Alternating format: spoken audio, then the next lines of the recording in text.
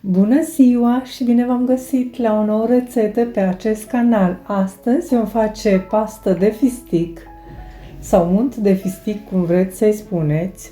Este o rețetă foarte simplă care se face din doar un singur ingredient, deci această rețetă nu conține nimic altceva. Dacă doriți după aceea să-i puneți, puteți să o îndulciți cu un îndulcitor natural, dar ea se face simplă, doar dintr-un singur ingredient, fără coloranți, fără nimic altceva.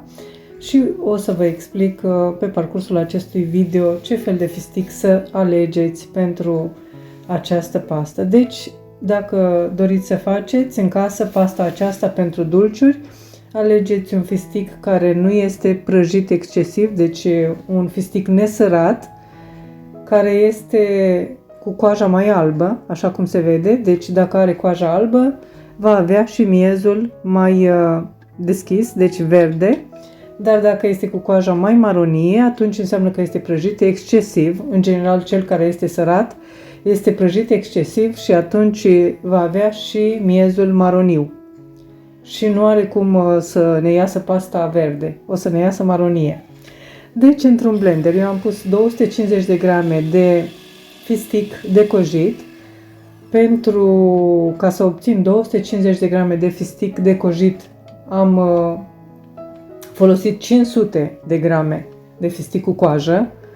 Deci 250 de grame coaja, de obicei jumătate din cantitate vom scoate când vom folosi fisticul acesta cu coajă. Dar este pe piață și fistic decojit, dar este mai scump. Așa că nu știu cât de economic este.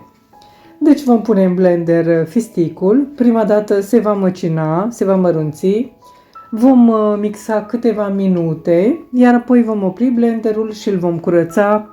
Vom curăța pereții vasului, pentru că este, spre deosebire de alte nuci, am observat că fisticul este mai lipicios și tot timpul se lipește și de pereții vasului și de cuțit. Deci când curățați, curățați și la cuțit, pentru că dacă cuțitul este îmbibat cu fistic, nu va mai funcționa bine, nu va mai mixa. Și trebuie să faceți mai multe pauze ca să nu ardeți motorul blenderului. Acum, dacă aveți un blender performant, un Thermomix, veți obține foarte rapid acest fistic, dar nu toată lumea își permite.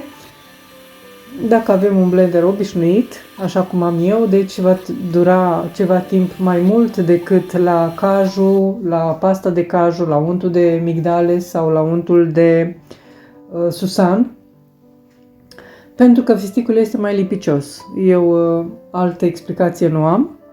Și va trebui să faceți mai multe opriri. O să vedeți când blenderul se încălzește, opriți-l, lăsați-l să se răcească și continuați până obțineți o pastă așa cum se vede. Deci, așa cum am spus, această pastă o puteți folosi în ciocolata Dubai, în bomboane, în cozonac și în alte deserturi pe care le faceți în bucătăria dumneavoastră. Și dacă nu doriți, bineînțeles, să fie așa fără niciun gust, adăugați un îndulcitor la alegere și după gust, sau puteți să faceți o pastă pentru bomboane adăugând în acest fistic ciocolată topită, lapte vegetal sau alte ingrediente. Eu vă doresc poftă bună, vă mulțumesc pentru vizionare și vă aștept la o nouă rețetă data viitoare. Totodată, vă rog, dacă doriți să mă susțineți pentru a continua, abonați-vă la acest canal pentru că este gratuit, lăsați un comentariu și distribuiți rețetele dacă vă plac. La revedere! O zi bună!